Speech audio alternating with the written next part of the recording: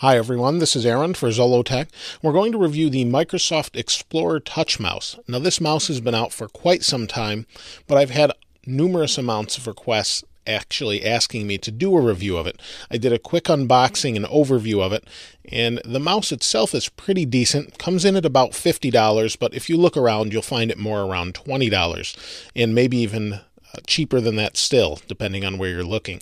Now, one of the interesting things they've done with this mouse is replace the scroll wheel with this little touchpad here, and I'll talk about that more in a second.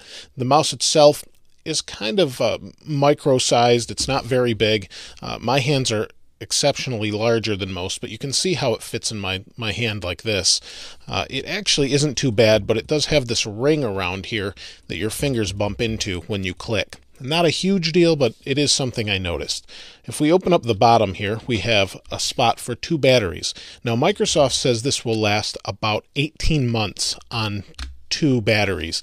Now, I'm not sure that I've run into that similar case. Most of these Blue Track style mice that they have here last probably, with everyday use all day long, a normal 40-hour work week, you'll probably get about 4 months out of it, something like that. Now, if you use it on average, you probably could get 18 months out of it.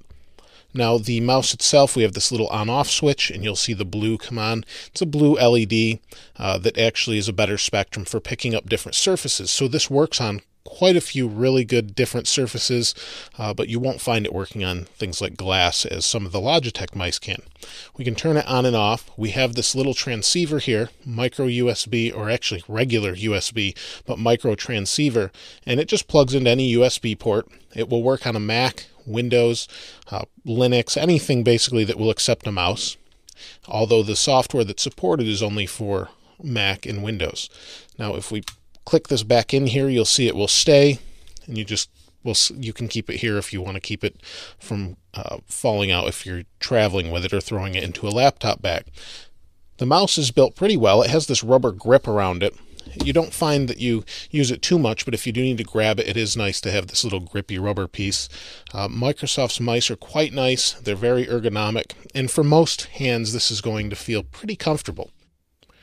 We've switched to my Mac, where you can see I have this plugged in. It works just fine. It actually is pretty accurate. If I move my hand fast, you'll see that, and then I can kind of move a little pixel at a time. And it seems to track pretty accurately. Now, that's going to vary a little bit depending on what surface you're using. This is just kind of a matte cardboard piece that I use for recording. Now, if I scroll down, you'll see the scrolling works well. There is that little click under my finger, and I can scroll fast. It's inertial scrolling, and it kind of makes a specific sound. Let me have you hear that now.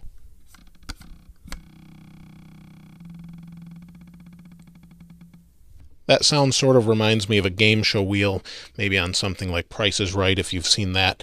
And it is inertial too, so if I scroll really fast and then put my finger down, it actually will stop scrolling. I can stop it midway, and it works pretty well, although I still prefer the mouse wheel. Maybe I'm just old school as far as that goes. When it comes to this, it seems to work really well and accurate. If I hold down the button, it gives me an option on the Mac anyway to switch between different applications. I'm using ScreenFlow to record the screen here, and it seems to work pretty well, and track well. But overall, I still do prefer the wheel. So you could hear that this actually clicks, and you feel it in your finger as you scroll. But there isn't a whole lot to this mouse. It does work well. It tracks well, although I don't know that I'd want to use it for serious game playing. I'd like to stick to a wired mouse for that. However, I think you'll get pretty decent use out of it. It's great for everyday tasks, but I don't like this little rim around here that your finger bumps into. That's the one annoyance I have with it. Other than that, it's actually a pretty nice mouse and works really well, and you can see it's very portable. Now, it will go into sleep if you just leave this connected. I get that question a lot. If you just leave it on and leave it connected and you don't touch it, it will sleep and save your battery. But if you're turning it on and off, you'll save your battery even more so, and you won't have to worry about that. Now, there is a little indicator here. When the battery starts to go dead, it will flash red and let you know that you're getting low on battery. I find that lasts about an extra day or two, so maybe 8 to 16 hours, and then you'll need to change those batteries. But the mouse itself is really nice, especially for the $20 mark. I think it's really quite a good little device, but it's not anything you would want if you want a really full ergonomic mouse. This is more of a travel style mouse, in my opinion. If you have any questions, though, about this mouse that I haven't answered that you'd like to hear answered, please go ahead and place those in the comments below. Otherwise, thanks for watching. This is Aaron. I'll see you next time.